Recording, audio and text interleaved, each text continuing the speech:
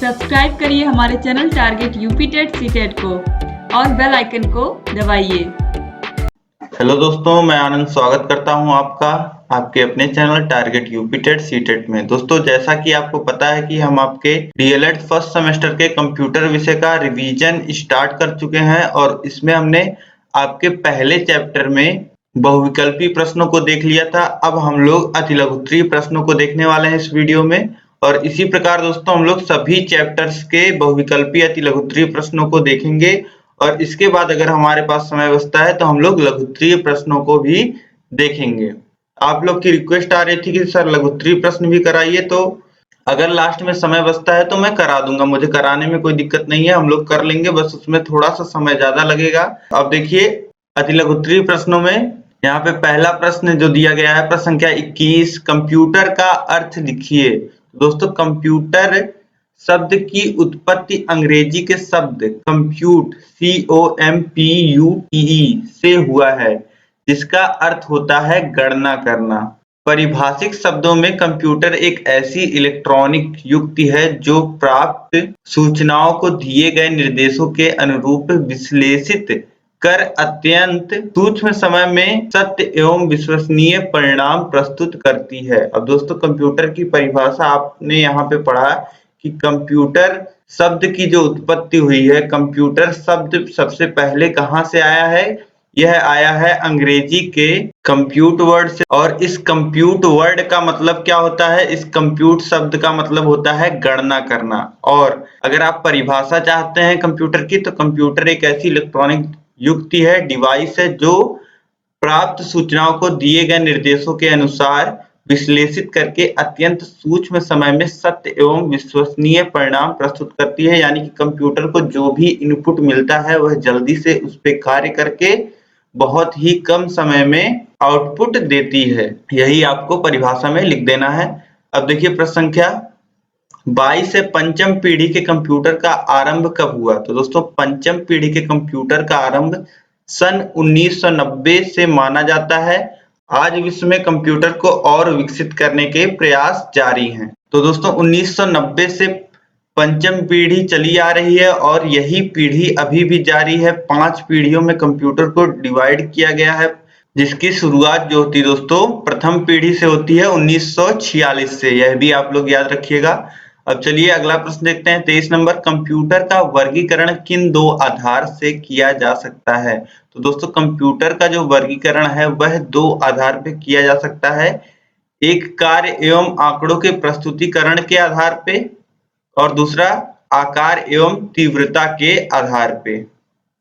अब इसके बाद दोस्तों अगला प्रश्न है 24 नंबर, माइक्रो कंप्यूटर के उदाहरण लिखिए। तो माइक्रो कंप्यूटर्स के उदाहरण है दोस्तों एप्पल मैक, जो मैकबुक आती है वो आप जानते होंगे, iMac, IBM P52, IBM compatible micro computers के उदाहरण हैं।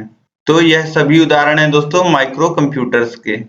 अब देखिए अगला प्रश्न है 25 नंबर, सुपर कंप्यूटर क्या है? तो दोस्तों सुपर कंप्यूटर, देखिए यह प्रश्न 2017 में पूछा गया है।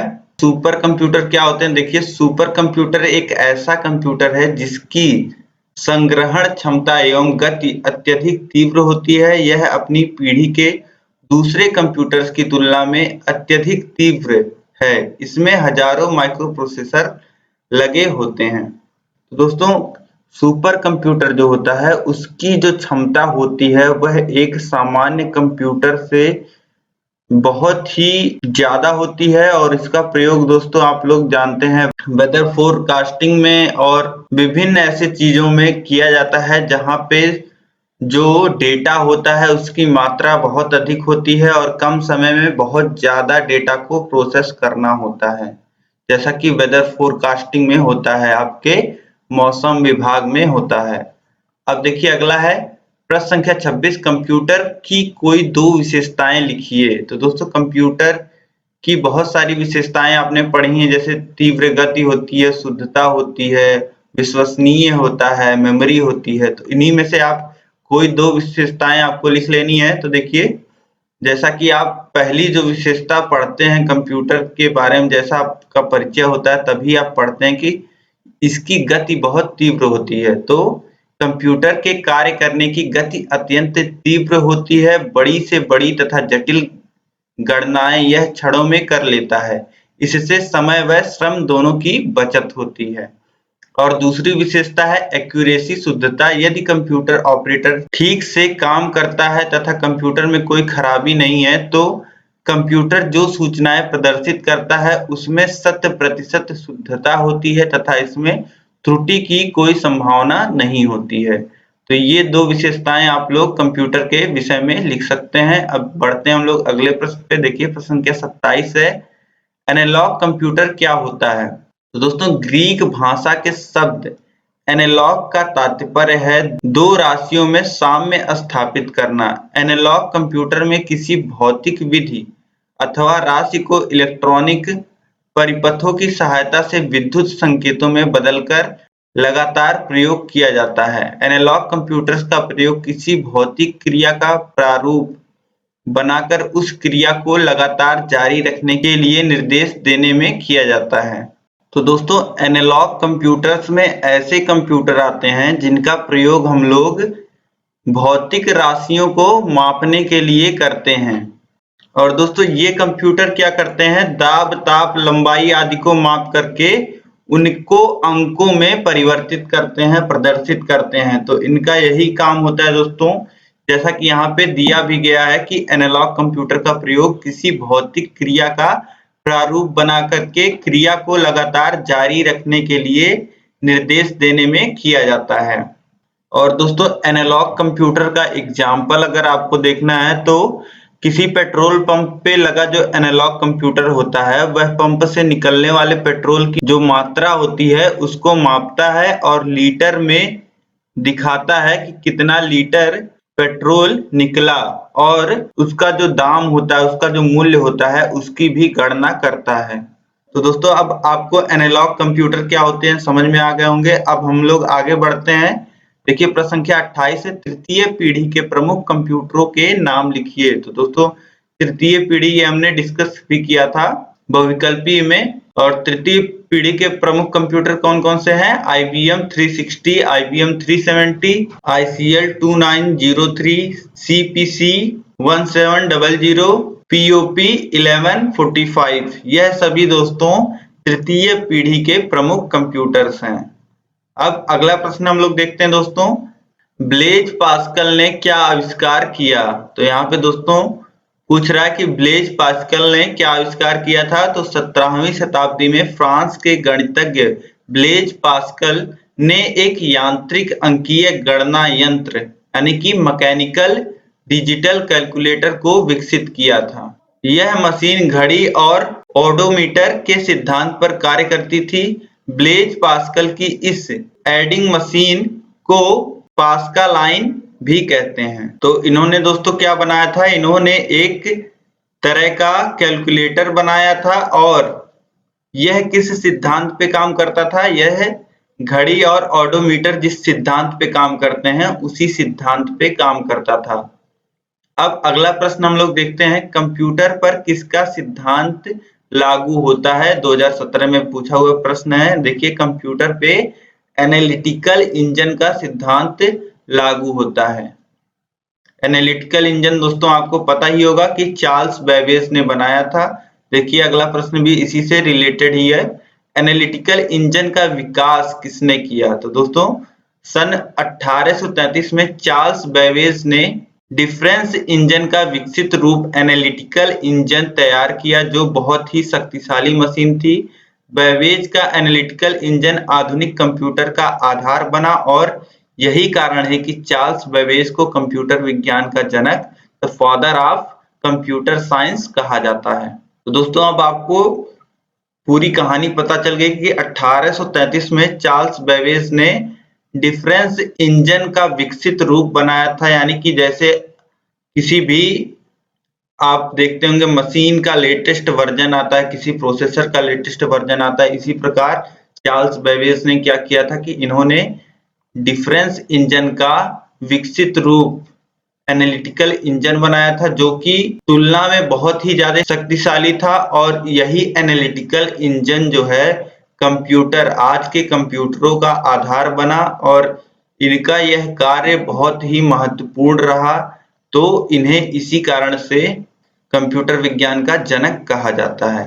अब देखिए अगला प्रश्न है, कंप्यूटर का जनक किसे कहते हैं? तो ये आपने अभी पिछले प्रश्न में पढ़ लिया कि कंप्यूटर का जनक चार्ल्स बेबेज को कहते हैं। प्रश्न संख्या 33 है, सुपर कंप्यूटर निर्मात्री कंपनियां बताइए। तो दोस्तों सुपर कंप्यूटर का जो कंपनियां निर्माण करती हैं उन कंपनियों के नाम आपसे इस प्रश्न में पूछे जा रहे हैं। पहले देखिए IBM, सिलिकॉन ग्राफिक्स यह एक कंपनी है, फूजित्सु और इंटेल इत्यादि यह जो कंपनियां हैं यह सुपर कंप्यूटर का निर्माण करती हैं। अब देखिए अगला प्रश्न है दोस्तों 34 नंबर, सुपर कंप्यूटर के उदाहरण बताइए। तो इसमें दोस्तों आपको सुपर कंप्यूटरों के नाम बताने हैं, उदाहरण बताने हैं। तो देखिए सुपर कंप्यूटर क्रे 3 इंग्लिश में आप इस प्रकार लिखते हैं, साइबर 205, NEC SX 3 एवं परम भारत में ही निर्मित सुपर कंप्यूटर है। अब देखिए दोस्तों अगला प्रश्न है 35 नंबर, प्राचीन समय में गणना के लिए क्या प्रयोग होता था? 2017 में पूछा हुआ प्रश्न है। तो प्राचीन समय में लोग गणना के लिए उंगलियों का प्रयोग करते थे, तत्पश्चात कंकड़ एवं मार्बल पत्थर का प्रयोग किया जाता था। अभी भी दोस्तों लोग जल्दी में छोटी मोटी गणनाएं करने के लिए उंगलियों का प्रयोग कर ही लेते हैं। तो वही चीजें हैं, शुरू से उंगलियों का प्रयोग होता था या फिर कंकड़ या मार्बल पत्थर का प्रयोग किया जाता था जब कैलकुलेटर नहीं था, कंप्यूटर नहीं था, ये सभी चीजें जो सुविधाएं हैं आजकल टेक्नोलॉजी नहीं थी, तो हम इनका इस्तेमाल करते थे। यहाँ पे दोस्तों आपके अतिलघुत्तरीय प्रश्न समाप्त होते हैं। अब दोस्तों यह वीडियो आपको पसंद आई तो वीडियो को लाइक कर दीजिए और कमेंट करके मुझे बताइए कि वीडियो आपको कैसी लगी। अपने दोस्तों में अधिक से अधिक शेयर कर दीजिए और चैनल को आपने सब्सक्राइब नहीं कर रखा है तो चैनल को सब्सक्राइब कर दीजिए। और दोस्तों मैं कंप्यूटर प्लेलिस्ट का लिंक आपको दे रहा हूँ, कंप्यूटर की प्रत्येक वीडियो आपको उस प्लेलिस्ट में देखने को मिल जाएंगी। जो आगे आने वाली वीडियोस हैं वह भी मैं इसी प्लेलिस्ट में डालता रहूंगा, तो सभी वीडियोस आपको इसी प्लेलिस्ट में मिल जाएंगी। इस प्लेलिस्ट का लिंक मैं ऊपर आई बटन में दे रहा हूं और नीचे डिस्क्रिप्शन में और कमेंट बॉक्स में दे रहा हूं, तो कहीं से भी जाकर के आप पूरे प्लेलिस्ट को, आज तक मैंने जितनी भी कंप्यूटर की वीडियोस बनाई हैं सभी को आप देख सकते हैं। बाकी दोस्तों इसी प्रकार आपके सभी विषयों का रिवीजन कराया जा रहा है। सभी विषय हमने पहले भी पढ़ा दिए थे आपको ट्राजन पवन सीरीज से, और सभी विषयों का जो प्रीवियस ईयर पेपर है, पुराने वर्षों के जो पेपर हैं वह भी हमने सॉल्व करा दिए हैं। आपको उत्तर किस प्रकार लिखना है कॉपी में यह भी मैंने लिख के दिखा दिया है। तो आप लोग सभी पेपरों को सॉल्व कर लीजिए और अपनी तैयारी एकदम बेहतर रखिए, बहुत अच्छा स्कोर करिए एग्जाम में। तो दोस्तों सभी विषयों का लिंक मैं आपको दे रहा हूं, तो आप सभी विषयों को पढ़ सकते हैं। अगले वीडियो में हम लोग दोस्तों डिस्कस करेंगे आपके कंप्यूटर के सेकेंड चैप्टर को। और इस वीडियो में दोस्तों लास्ट तक बने रहने के लिए आपका बहुत बहुत धन्यवाद। जय हिंद।